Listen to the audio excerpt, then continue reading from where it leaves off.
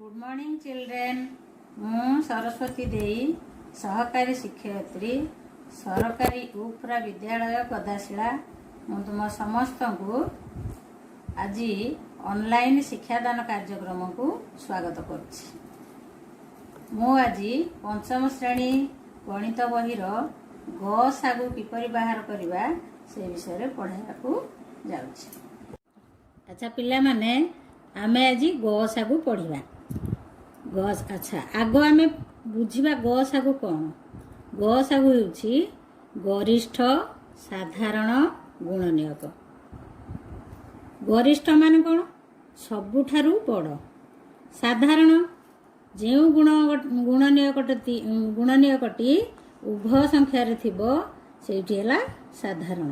गुणनियक विषय तुम समस्ते जानिच। या पूर्व गुणनियक गुणितक संख्या मानकर पढ़िच।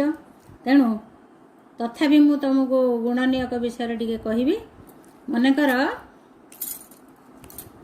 15 गोटे संख्या यार गुणनियक किए किए ना 15 जो संख्या द्वारा विभाज्य हम से गुड़िक है तार गुणनियक।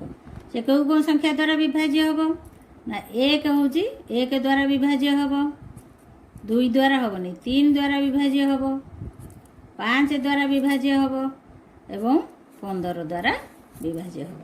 तेणु 1, 3, 5 और 15 एगुड़ाक है 15 गुणनियक। ताहले गरिष्ठ साधारण गुणनियक ग सागुर है गरिष्ठ साधारण गुणनियक। अच्छा वर्तमान आमे 2टी संख्यार ग सागु बाहर करवा। संख्या 2टी है गोटे है 12 आ गोटे है 18। यही संख्या 2टीर ग सागु आम बाहर करवा। प्रथम आम कौन करवा ना 12 गुणनियक गुड़ी को लिखा। 12 गुणनियक गुड़िक है 1, 2, 3, 4, 6 और 12। 18 गुणनियक गुड़िक है 1, 2, 3, 6, 9 और 18। अच्छा संख्या गुड़िकर गुणनियक तो आम बाहर कले। तापर 12 और 18 साधारण गुणनियक गुड़ी को आम लिखा। साधारण गुणनियक तुम जानिच उभय संख्यार गुणनियक जो गुणनियक अच्छी से गुड़ा है साधारण गुणनियक। उभय थे कौटा अच्छी 1टा उभय संख्यार अच्छी तेणु 1 लिखिले। 2टा भी उभय संख्यार अच्छी 2 लिखिले। 3 मध्य उभय संख्यार अच्छी 3 लिखिले। किंतु 4टा उभय संख्यार नाही। 6टा उभय थे अच्छी 6 लिखिले। आउ किछि उभय थे नाही। तेणु 12 और 18 साधारण गुणनियक है 1, 2, 3 और 6। वर्तमान आम देखा 12 और 18 गरिष्ठ साधारण गुणनियक किए। गरिष्ठ माने सबुठारु बड़ मु कहिछि। तेणु 1, 2, 3 और 6 मध्य गरिष्ठ किए ना 6। ताहले 12 और 18 गरिष्ठ साधारण गुणनियक बा ग सागु 6। ताहले वर्तमान तमे ग सागु केमिति बाहर करवा शिखिल। वर्तमान आउ 2टी संख्यार ग सागु बाहर करवा।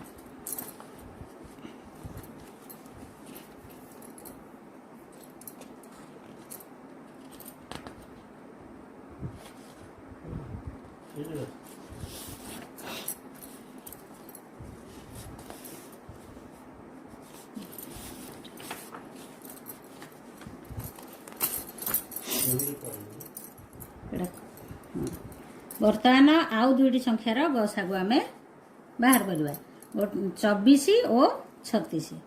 से भली 24 गुणनियक गुड़िक 1, 2, 3, 4, 6, 8, 12 और 24। 36 गुणनियक गुड़िक है 1, 2, 3, 4, 6, 9, 12, 18 और 36। एवं 24 और 36 साधारण गुणनियक गुड़िक है 1, 2, 3 4 6 ଓ 12। 24 ଓ 36 गरिष्ठ साधारण गुणनीयक बा गसागु है 12 कहीं ये 12 सबु साधारण गुणनीयक मानक मध्य होची बड़ तेणु ये 12 होची 24 और 36 गसागु बुझीगला। अच्छा वर्तमान आउ दुईटी संख्यार गसागु आम बाहर करवा। वर्तमान 15 और 45 गसागु आम निर्णय करवा। 15 गुणनीय से भाई आम 15 गुणनीयक नेबा। 15 गुणनीयक गुड़िक है 1 3 5 और 15। 45 गुणनीयक गुड़िक है 1 3 5 9 15 और 45।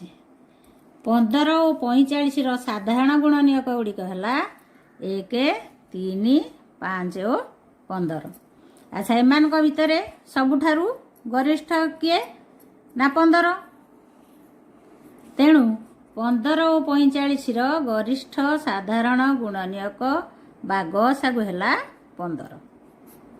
अच्छा पिला माने तुम ये गोटे जिनस लक्ष्य कर जे 15 और 45 गसागु है 15।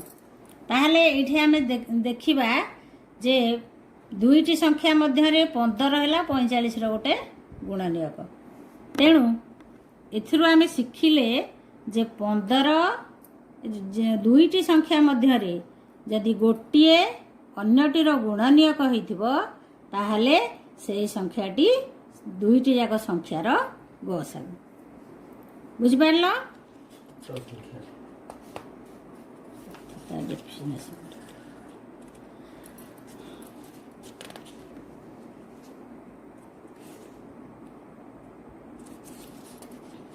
सेहीपरि आउ गोटे देखा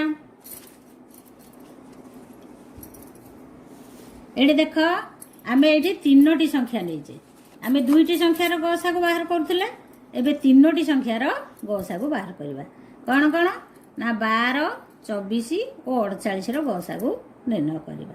आम से पूर्वर जमी बाहर करुले से 12 गुणनीयक गुड़िक है 1 2 3 4 6 और 12 एवं 24 गुणनीयक गुड़िक है 1 2 3 4 6 8 12 और 24।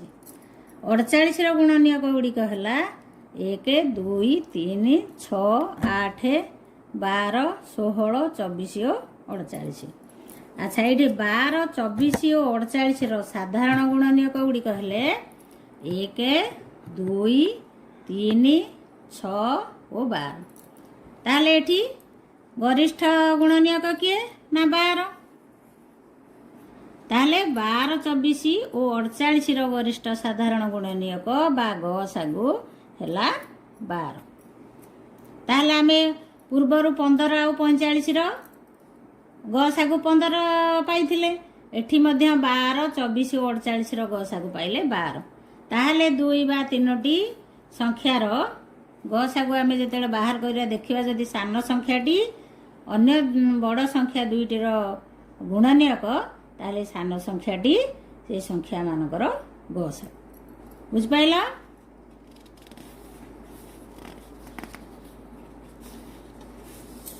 आउ गोटे जिनस आम शिखा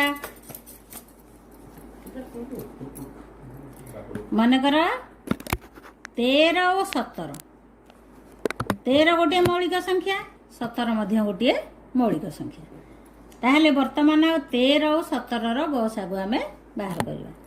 से भाई ना 13 गुणनीयक गुड़िक है 1 आउ 13 कहीं आम जाचे मौलिक गोटे मौलिक संख्यार दुईटी मात्र गुणनीयक थाए गोटे 1 आउ गोटे से संख्या से भाई 17 गुणनीयक गुड़िक है 1 आउ 17।